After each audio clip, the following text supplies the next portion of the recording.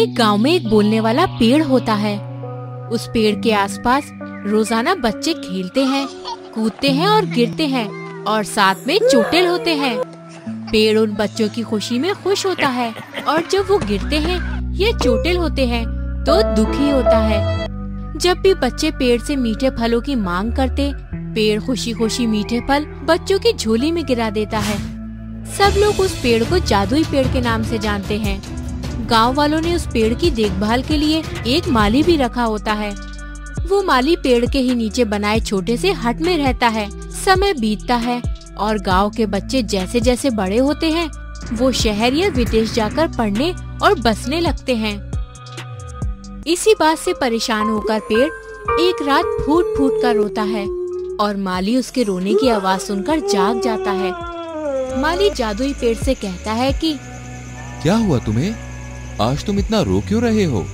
एक वक्त था जब बारिश के मौसम में बच्चे मेरे आसपास खेला करते थे।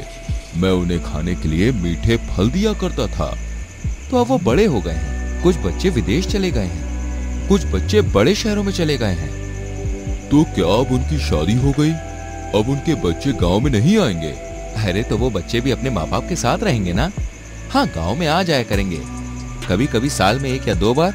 अब तुम सो जाओ, रात बहुत हो गई है। नहीं, पहले ये बताओ, जिन माँ बाप ने अपने बच्चे विदेश या शहर भेजे हैं उनका क्या होगा? अरे तुम क्यों चिंता कर रहे हो? जब भेजने वाले को चिंता नहीं तो तुम्हें किस बात की चिंता है? चलो सो जाओ और मुझे भी सोने दो। नहीं, बताओ ना, उनका क्या होगा? देखो भाई, देखो, जो बच्चे अपने कारोबार को अच्छे से सेट कर लेंगे वो हो सकता है अपने माँ बाप को साथ ले जाएं। और जो बच्चे नहीं कर सके वो वापस आएंगे? नहीं, शहर और विदेश गया बच्चा कभी वापस नहीं आता है। अगर वो अपना कारोबार सेट करने में नाकाम भी हुआ तो भी वो शादी तो वहीं करेगा और थोड़े में गुजारा कर लेगा। तो उसके माँ बाप का क्या होगा?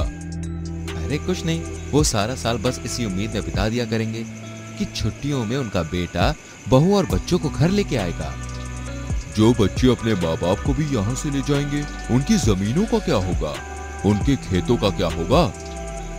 अरे ऐसे में वो अपनी जमीनें किसी रिश्तेदारों को सौंप जाएंगे या फिर उसको बेच जाएंगे। ऐसे तो गांव धीरे धीरे खत्म हो जाएगा। अरे नहीं, खत्म तो नहीं होगा। यहाँ की जमीनें धीरे धीरे बड़े उद्योगपति सस्ते दामों में खरीदना शुरू कर देंगे। उसके बाद यहाँ पे इंडस्ट्री लगनी शुरू हो जाएंगी, रोजगार बढ़ने लगेगा और फिर ये गांव भी धीरे धीरे एक शहर का हिस्सा बन जाएगा। ये सुनकर जादुई पेड़ शांत हो जाता है और कुछ नहीं बोलता। क्या हुआ? तुम चुप क्यों हो गए? तुम्हें नींद आ रही है क्या? अरे बोलो, तुमको आज क्या हो गया? तुम इतने उदास क्यों हो? मुझे नहीं पता, लेकिन आज मेरा मन काफी उदास है। मानो आज मेरी आखिरी रात हो। अरे तुम फालतू की चिंता मत करो। अभी तुम जवान वृक्ष हो। अभी तुम आराम से 100-150 साल तक जिंदा रहोगे, लेकिन तब तक मैं जिंदा नहीं रहूंगा।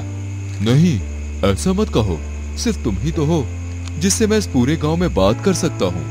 अगर तुम भी चले गए तो मैं तो बिल्कुल अकेला हो जाऊंगा। देखो, तुम आज बहुत ज्यादा सोच रहे हो। बताओ, मैं तुम्हारे लिए क्या कर सकता हूँ? तुम अपने बच्चों को भी यहीं बुला लो, सब एक साथ रहो। आइडिया बुरा नहीं है। कल मैं अपनी पत्नी से बात करके देखता हूँ कि वो क्या कहती है। चलो अब सो जाओ और मुझे भी सोने दो। ठीक है दोस्त, गुड नाइट। धीरे धीरे सवेरा होने लगता है और कुछ मशीनों और इंसानों की आवाजें बढ़ने लगती हैं। इस शोर से माली की नींद खराब हो जाती है और वो देखता है कि उसके आसपास के सभी पेड़ काटे जा रहे हैं और भागकर एक अधिकारी के पास जाता है। ये आप क्या कर रहे हैं? आप ऐसा नहीं कर सकते। मेरे पास कानूनी अधिकार है। इस जमीन के मालिक ने ये जमीन बेच दी है। वो जो कार में बैठे हैं उद्योगपति, उनको वो जल्द ही यहाँ पर बड़ी इंडस्ट्री लगाने के लिए सभी पेड़ों को कटवा रहे हैं। माली भागते हुए जादुई पेड़ के पास आता है और उसे पूरी बात बता देता है। चलो, जो हुआ अच्छा हुआ। अच्छा हुआ? अरे इसमें क्या अच्छा है? मैंने इस गांव के बच्चों को शहर जाते हुए और गांव को सुनसान होते हुए देखा है। तुमने रात को ही बताया था कि गांव के बड़े बुजुर्ग भी धीरे धीरे शहर में अपने बच्चों के पास जाकर बस जाएंगे।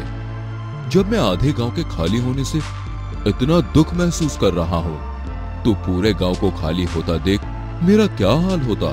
सोचो, काश मैं कुछ कर पाता तुम्हारे लिए। कोई बात नहीं, तुम अपने बच्चों के पास जाओ, उनके साथ रहो। माली ये सुनकर पेड़ को गले लगा लेता है और फूट फूट के रोने लगता है। तभी कुछ लोग उसे पीछे हटाते हैं और पेड़ को काट दिया जाता है। ये सच्चाई है आज के आधुनिक जीवन की, जहाँ बच्चे घर बनाने के नाम पर अपने घर से ही दूर निकल पड़ते हैं। तो इसी तरह के मज़ेदार और रोमांचक किस्से सुनने के लिए हमारे चैनल पर सब्सक्राइब का बटन दबाना ना भूलें।